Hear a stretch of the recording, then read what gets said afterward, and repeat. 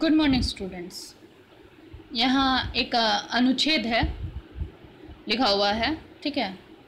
आप लोग ये जो डॉट डॉट दिया हुआ है रिक्त स्थान, इसको ध्यान मत दीजिए। अभी मैं इसे अनुच्छेद को पढ़ रही हूँ, आप लोग इसको सुनिए।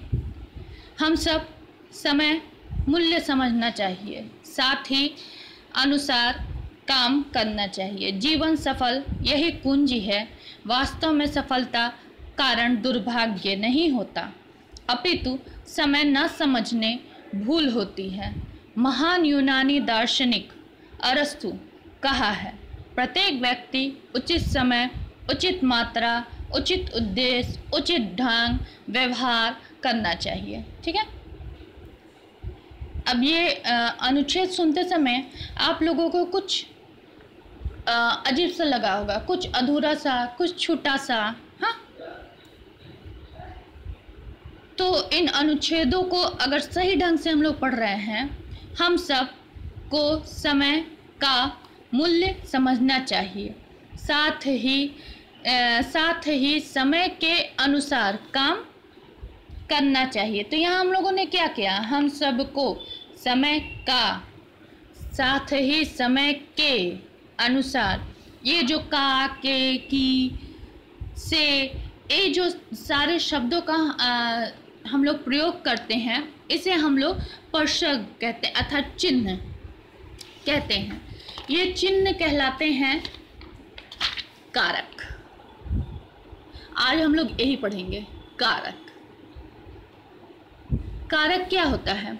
वाक्य में प्रयुक्त संज्ञा या सर्वनाम शब्दों के जिस रूप से उसका क्रिया के साथ संबंध जुड़ता है या संबंध पता चलता है, उसे हम लोग कारक कहते हैं। यह है कारक की परिभाषा। वाक्य में प्रयुक्त संज्ञा या सर्वनाम शब्दों के जिस रूप से उसका क्रिया के साथ संबंध पता चले, उसे कारक कहते हैं। जैसे राम ने मोहन को पुस्तक दी। किसने पुस्तक दी? राम ने आया ना। मैं हाथ से खाता हूँ। किससे खाता हूँ? हाथ से। पेड़ से पत्ते गिर रहे हैं। किससे पत्ते गिर रहे हैं या कहाँ से पत्ते गिर रहे हैं? पेड़ से। मैं खाना खा रहा हूँ। कौन खाना खा रहा है? मैं। यहाँ पे खा रहा हूँ ये क्रिया किसके अनुसार प्रयुक्त हुई? मैं के अनुसार, यानी ये पता चल रहा है क्या है? पुल्लिंग है। तो यहाँ तो ने, से, का, के, की, ये सारे शब्दों का प्रयोग नहीं किया हुआ है, तो यहाँ कारक नहीं है। ये आगे हम लोग बताते हैं कि यहाँ कैसे, यहाँ क्या पता चलेगा कैसे कारक है। कारक के कुल 8 भेद होते हैं। कर्ता, कर्म, करण, संप्रदान, आपादान, संबंध, अधिकरण, संबोधन। हर कारक के चिन्ह होते हैं। कर्ता कारक के ने, कर्म कारक के को, करण से द्वारा, संप्रदान के लिए, आपादान से, संबंध का के की रा रे री, अधिकरण में पर, संबोधन हे ओ अरे। ये है कारक के चिन्ह। नाम के साथ कारक के चिन्ह लिखे हुए हैं। ये नाम और उनके चिन्ह आप लोगों को याद कर लेने होंगे, तभी आप लोग कारक पहचान पाएंगे कि यह कौन सा कारक है। कर्ता कारक किसे कहते हैं? कर्ता मतलब क्या होता है? जो कार्य करता है उसे हम लोग कर्ता कहेंगे, है ना। वाक्य किन चीजों से बनता है? कर्ता, कर्म, क्रिया, अर्थात जो काम कर रहा है, जिसके माध्यम से काम हो रहा है वो कर्म, जो काम कर रहा है वो कर्ता, और जो किया है, दिया है, ये सारे शब्दों का जो प्रयोग होता है, अर्थात जो काम हो रहा है उसे हम लोग क्रिया कहते हैं। कर्ता कारक यहाँ हुआ ना, मैं खाना खा रहा हूँ। यहाँ मैं कौन है? मैं है कर्ता कारक। कर्ता का बोध हो रहा है ना। कौन खा रहा है? मैं। तो यहाँ कारक क्या हुआ? मैं हो गया। कर्ता कारक में ने का भी प्रयोग होता है और कभी कभी कर्ता कारक में चिन्ह लुप्त रहता है, लेकिन हम लोग क्रिया से अनुमान लगा लेते हैं कि यहाँ पर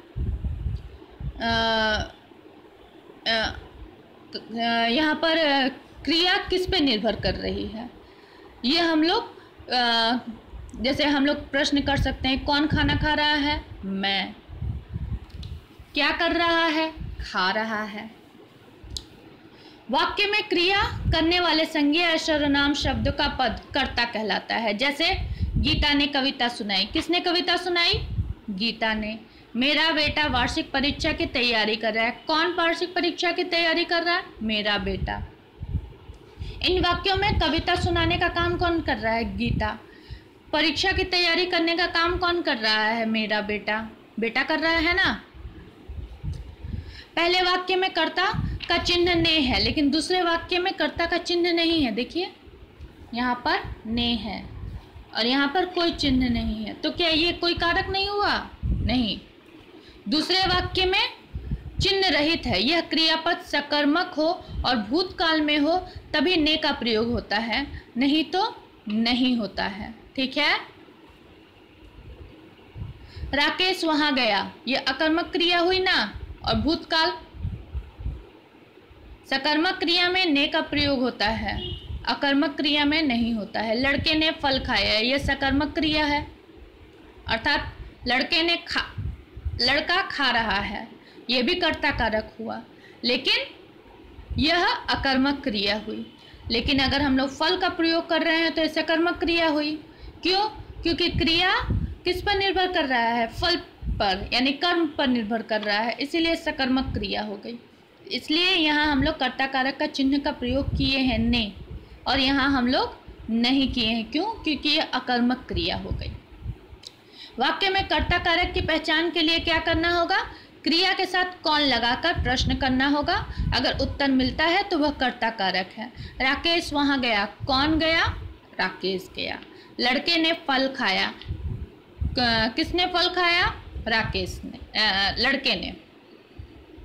ठीक है। नेहा पढ़ रही है। कौन पढ़ रहा है? नेहा।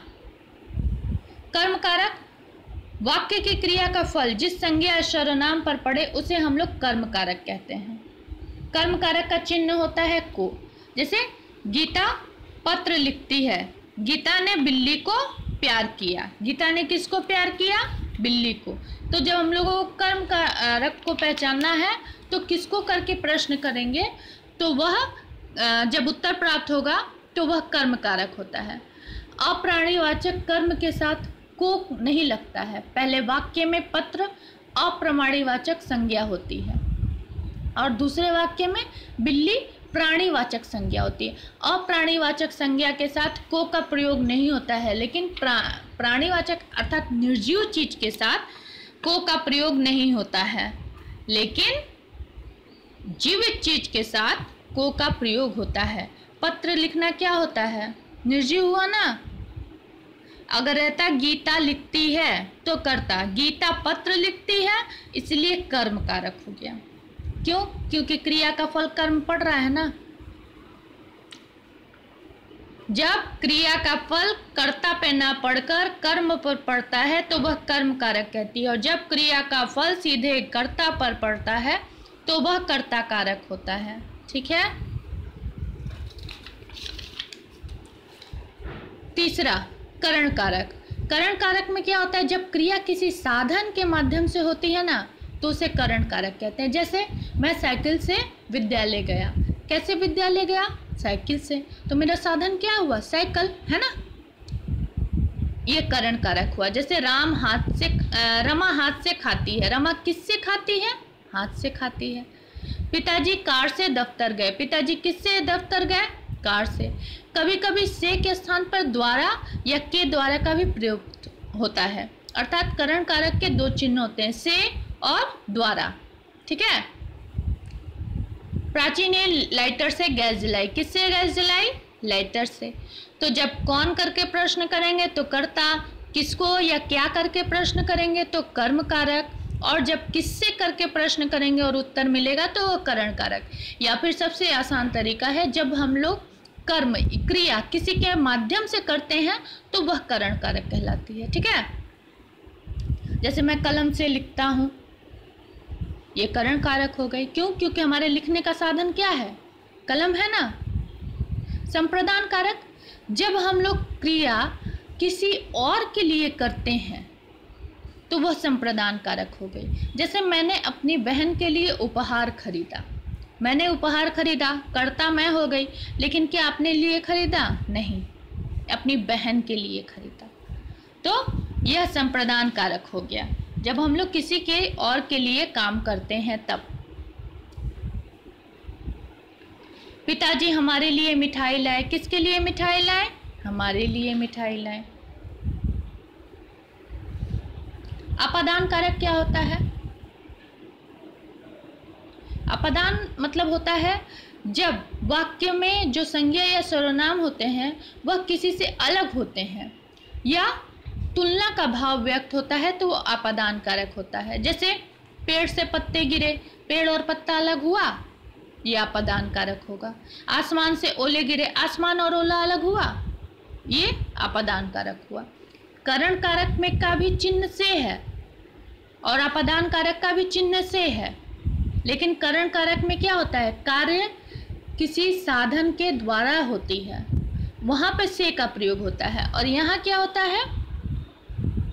यहाँ दो चीज़ें या तो अलग होती हैं या फिर उनकी तुलना होती है, तो वह अपादान कारक कहलाता है। ठीक है, राधा गीता से अधिक होशियार है, यहाँ से का प्रयोग किया गया है, लेकिन यहाँ पर देखिए ये से क्या हुआ है? राधा और गीता का तुलना हो रहा है ना। तो अपादान कारक में या तो कोई दो चीज अलग होती है या किसी दो चीज की तुलना होती है, वह अपादान कारक कहलाता है।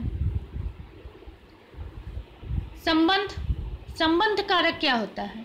संबंध मतलब होता है जब दो चीजों के बीच में संबंध स्थापित होता है, वह संबंध कारक कहलाता है। ठीक है, जैसे वाक्य में प्रयुक्त संज्ञा या सर्वनाम का संबंध क्रिया से कोई संबंध नहीं होता है,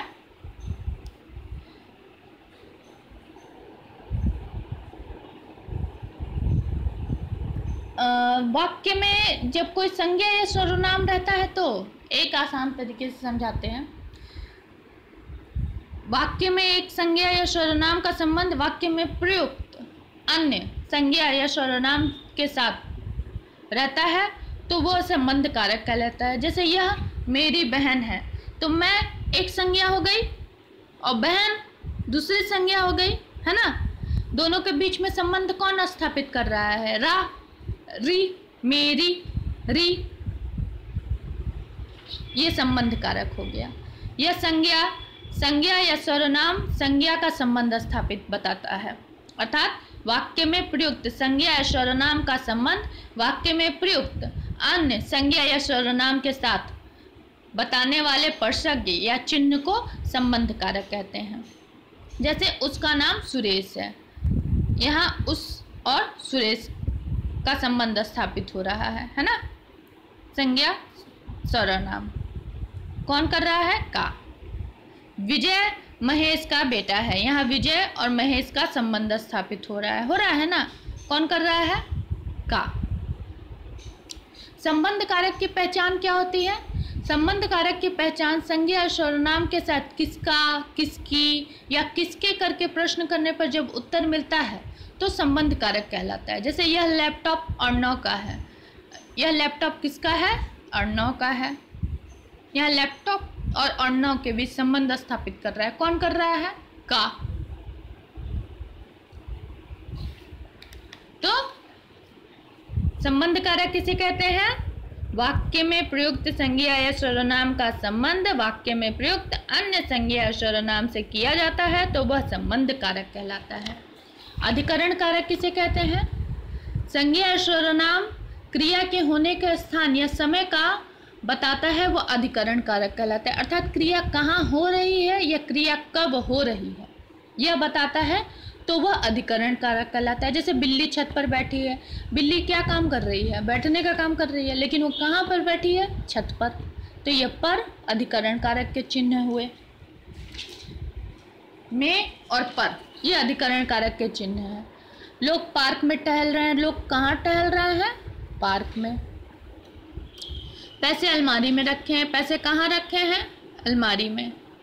मैदान में लड़के फुटबॉल खेल रहे हैं, लड़के कहाँ फुटबॉल खेल रहे हैं? मैदान में। अध्यापक कक्षा में पढ़ा रहे हैं, अध्यापक कहाँ पढ़ा रहे हैं? कक्षा में। तो अधिकरण कारक को पहचानने के लिए कहाँ करके हम लोग प्रश्न करेंगे और तब उत्तर मिलेगा, तो वो अधिकरण कारक कहलाता है। ठीक है, एक उदाहरण मैंने पर्स से भी दे दिया। बिल्ली छत पर बैठी है, बिल्ली कहाँ बैठी है? छत पर। संबोधन कारक क्या होता है? संबोधन मतलब होता है किसी को संबोधित करना, बुलाना, पुकारना। जैसे हे ईश्वर मेरी मदद करो, तो यहाँ हे शब्द का प्रयोग हम लोग किसको कर रहे हैं? किसको संबोधित कर रहे हैं? किसको बुला रहे हैं? ईश्वर को बुला रहे हैं। तो हे संबोधन कारक हो गया। संबोधन कारक का संबंध वाक्य की क्रिया से नहीं होता है, इसका प्रयोग किसी को बुलाने या संबोधित करने के लिए किया जाता है। इसका कोई कारक चिन्ह या प्रसर्ग नहीं है। इसके लिए हे, अरे, ओ भाई, भाइयों, बच्चों आदि इन सब चीज़ों का प्रयोग किया जाता है। अर्थात किसी को पुकारने या बुलाने के लिए जिन शब्दों का हम लोग प्रयोग करते हैं वह संबोधन कारक कहलाता है। ठीक है, मित्रों, देवियों, भाइयों, ये संबोधन कारक कहलाता है। कर्म कारक और संप्रदान कारक में क्या अंतर है? कर्म कारक और संप्रदान कारक दोनों में कारक चिन्ह को का प्रयोग किया जाता है। दोनों में अंतर है। कर्म कारक की स्थिति में कर्ता का फल कर्म पर पड़ता है, जबकि संप्रदान कारक में क्या होता है? कर्ता का फल किसी और को पड़ता है, कर्म को नहीं पड़ता है। अर्थात दोनों कारकों में को का प्रयोग अलग अलग स्थितियों में होता है। जैसे नानी ने प्रिया को प्यार किया, ये क्या हुआ? कर्म कारक हुआ। नानी ने प्रिया को संतरा दिया, देने का अर्थ यानी यहाँ पर संप्रदान, देना हो गया, प्रदान करना हो गया। ठीक है। करण कारक और अपादान कारक में क्या चिन्ह होता है? मैंने बोला था करण कारक मतलब जब हम लोग क्रिया किसी साधन के माध्यम से करते हैं, किसी के द्वारा करते हैं, तो वह करण कारक होता है। और अपादान कारक में क्या होता है? कोई दो चीज या तो अलग होती है या दो चीजों का तुलना होता है, वह अपादान कारक हो गया। जैसे पीयूष ने कलम से लिखा, तो यह पीयूष के लिखने का साधन क्या हुआ? कलम हो गया। पीयूष के हाथ से कलम गिरी, तो यहाँ क्या हुआ? पीयूष का हाथ और कलम दोनों अलग हुआ ना, तो ऊपर वाला कर्म कारक हो गया क्योंकि उसके लिखने का माध्यम हो गया, और यहाँ पर कलम उसके हाथ से छूट गई, तो यहाँ उसके कलम उसके पास नहीं रही, तो यहाँ कलम और वो दोनों अलग हो गए। तो ये ऊपर वाला कर्म कारक हो गया, करण कारक हो गया, और नीचे वाला अपादान कारक हो गया। तो ये आज हम लोगों ने पढ़ा कारक। यहाँ पर ये वर्कशीट है, ये मैं आप लोग को दूंगी, आप लोग इसको सॉल्व करिएगा, और बहुत आसान है, आप लोग बहुत आसानी से कर लीजिएगा। बस कारक याद करिए, नाम और उनके चिन्ह समझिए। इसके बाद कारक बहुत आसान है, बहुत आसानी से आप लोग इसको कर लीजिएगा। ये वर्कशीट करने के बाद आपके बुक में एक अलग वर्कशीट होगी जो इससे नहीं मिलती है। क्यों? क्योंकि हमारा जो प्रिंटिंग डेट है तो वो अलग अलग है, इस वजह से। तो आप अपना वो वर्कशीट भी सॉल्व कर लीजिएगा, तो इससे क्या होगा? आप लोगों को सुविधा हो जाएगी और अच्छे से चीज़ें समझ में आएंगी। बस आज के लिए इतना ही। धन्यवाद।